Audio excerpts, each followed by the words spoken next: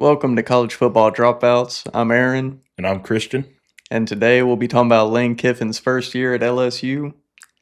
Doug, let's just get right into it. All right. So, first things first, best hire in the country by far. You can say about anywhere Lane Kiffin went to. I think he's one of the, if not the hottest coach out there right now. Um, really big get. I think he fits the culture there better than Brian Kelly did. He doesn't have to fake a Southern accent, which is cool. Natural recruiter, offensive guru. What do you have? Yeah, it's definitely the biggest hire I've seen in a long time. There's a lot of hype around this hire. LSU only went after him, no one else. So it's either they get him or they're just completely screwed. They get him or settle with Coach Hugh Freeze. They go get Brian Harsin. I don't know which one's worse. About the same. Yeah. But yeah, absolutely. I think Lane Kiffin fits the culture at LSU a lot more than Brian Kelly does. I think Brian Kelly had a lot more of the idea the recruits would come to him, and then Mhm. Lane Kiffin's the complete opposite, where he's going to be, at kids' grandma's house, getting Mhm. every recruit that he sees potential in. Yep. So I think his talent acquisition's definitely a lot better than Brian Kelly's. He just has the eye for the gyms. He found Trinidad Chambliss from a D2 program. I couldn't even tell you where he came from. I I have think no I think it's idea. called Ferris State or something like that. Where is that? No idea. Couldn't tell you. And now he's one of the top names in college football. So, Yeah, I'm excited to see what Lane Kiffin will do at LSU. I think him paired with Sam Levitt will be fun to see. mhm. Um, Kiffin's a guy that his offenses have changed through time. He's always able to adapt to the game. So I think the only thing that could hold him and Levitt back would be if Levitt's injury got in the way. For sure. Yeah, I'd really be interested to see if that foot injury made him lose a step or not. But yeah, man, Lane Kiffin, going back to what you said about him finding gems, I mean, that guy is a portal genius. Um, he's got some X factor to him that if there's a guy in the portal, there's a high chance Lane Kiffin will come and get him. Yeah. Um, and it's crazy because I want to know his recruiting pitch because he is getting multiple guys at the same position to come to his schools. How did he talk? Well, I guess with Trinidad it was easy. Hey, you're playing D2, come play SEC football. Yeah, come be my backup. Yeah, we know what you're capable of. But dude, I mean, how many did he bring in this transfer class? 40? Over 40. Oh, They yeah. spent over $40 million also on this roster. Ole Miss could never. Yeah. Ole Miss could never. Yeah, LSU just has unlimited resources. hmm But back to the scheme aspect of it, I mean, his offenses have always been top of the line. I can't think of the last time there was a mid-grade, mid-level Lane Kiffin offense. Yeah, I couldn't tell you one. Even when he was an OC. I couldn't tell you a name in our lifetime that has been this consistent at producing such high-end offense. hmm Because, there's guys that, they had their few seasons where they were really hot. Like Gus Malzahn's a great example. hmm But, Lane Kiffin's been here for ever. Yeah, he's been here a long time. I think he's a goofball. In a good and a bad way.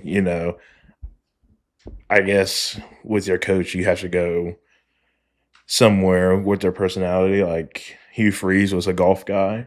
Lane Kiffin's an internet troll. Yeah. But great coach, all in all. I highly expect him to win a national championship at LSU really fast. I would bet money next 2 to 3 years. Yeah. I I think think so too. It might be this year. Yeah, I think he could possibly play for one Yeah.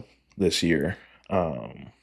If he stays at LSU, for his whole contract, I think he wins a couple. Hmm.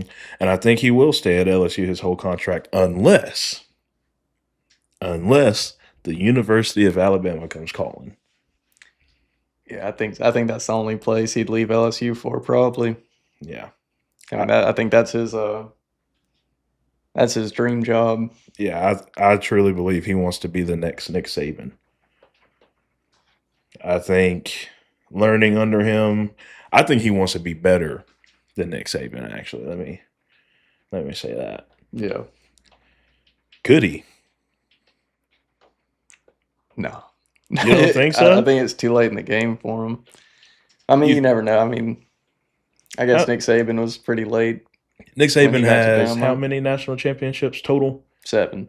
7. I'd have to do a fact check on how old Lane Kiffin is, but I would guess he's in his 40s. I think 50s. Mm. Someone let us know in the comments how old he is. If he's in his 50s, he looks good for 50. Yeah. I mean, I guess you can look good when you're one of the best offensive minds in football.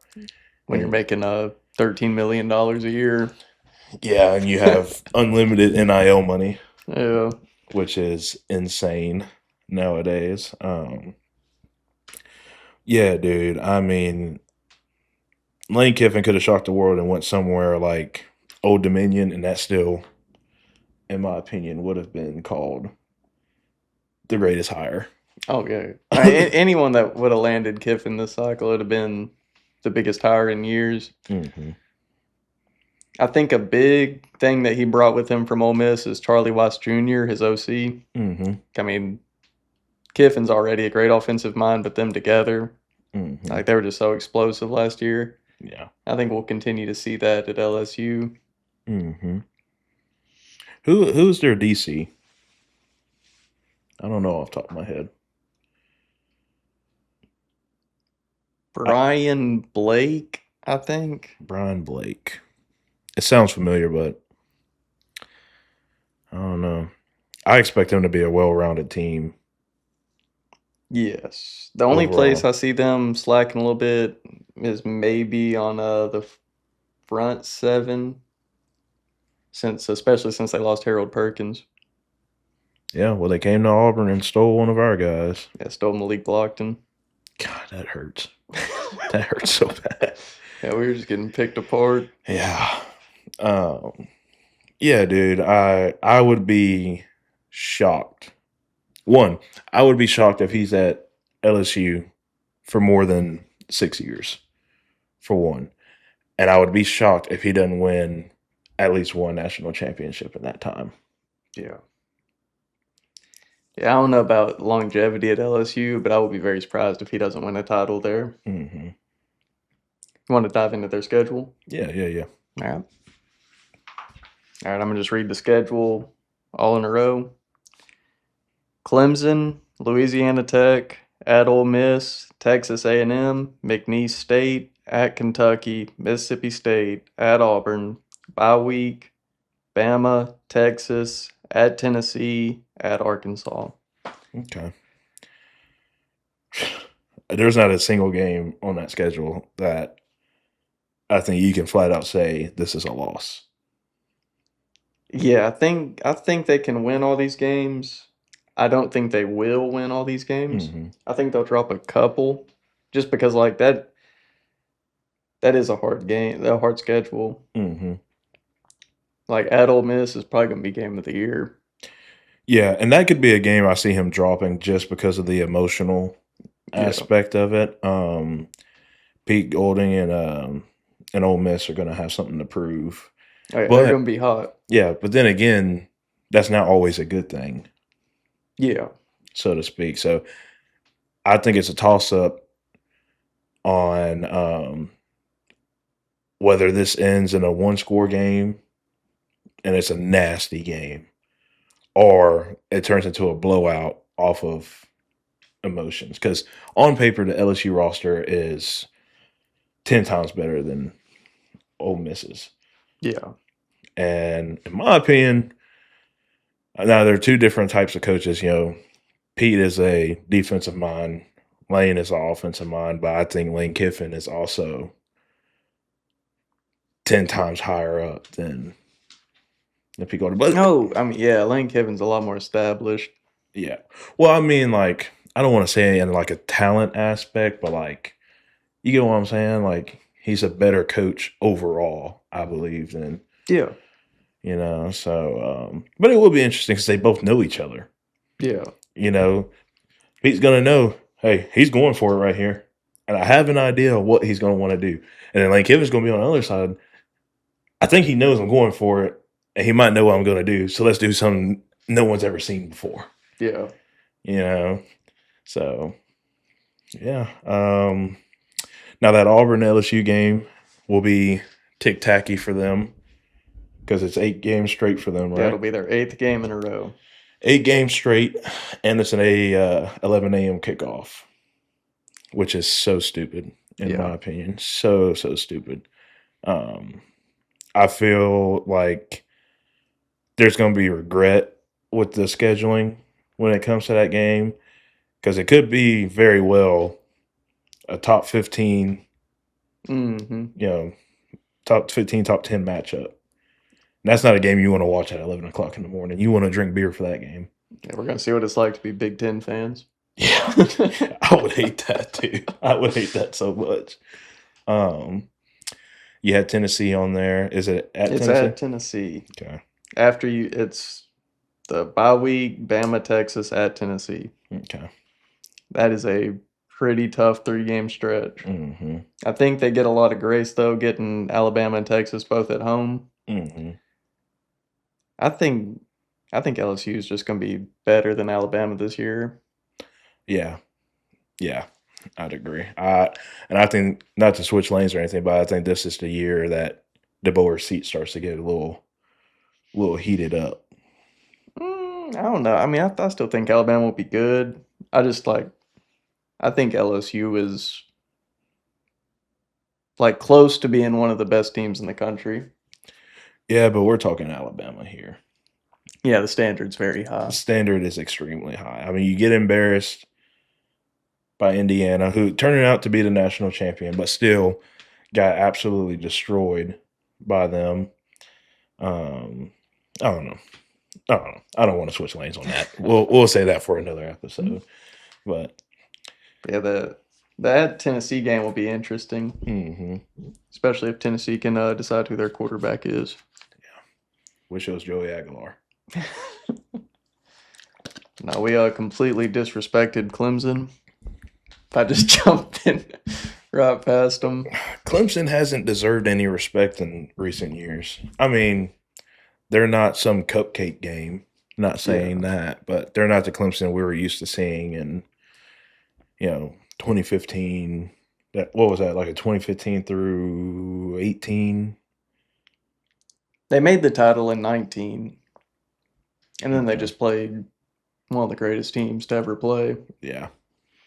But yeah, I don't really give Clemson a chance in that game. I've heard a lot of people mention it, but it's like, Yeah, and depending on how that game goes, I would not be surprised if that was Dabo Swinney's last game in Clemson. Depending on how it goes, I think if it's a tight game, no. you don't think so? I think Dabo Swinney could go like 3-9, and No, Clemson still ain't gonna fire him. no. They have never seen success to the extent they have under Sweeney. But people get greedy. Yeah, it's true. They get a little taste of success. Look at it. Look at James Franklin. Yeah. Yeah, people start to get greedy. So, yeah, we got anything else to cover on old Laney boy? I do think if they beat Ole Miss, like I say, they start 3-0. I think the Texas A&M game's real interesting. I think that could be a letdown spot.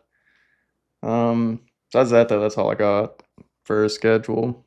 No, their hardest games are at home. Besides the Ole Miss game, and then they got some sneaky, tricky teams on the road. Mm-hmm. They better look out for McNeese. Yeah, McNeese State. They better be on. They're gonna be on upset watch. Shoot, but no, I think this team will probably go like 10-2, maybe 11-1, and even if they go 9-3, that might be enough to get in. Yeah, Yeah, it just depends on those 3 losses, who it's to and how they looked. Yeah. So, Yeah, as long as the 3 losses are close and it ain't a terrible team, I think they're still in. yeah. Yeah, I like that. You heard it here first. Lane Kiffin will win a national championship at LSU. Yeah, no one else has said that. No one else has said it. We were the first. Oh, man. Alrighty. All right. Well, that wraps it up for this episode. Again, my name is Christian.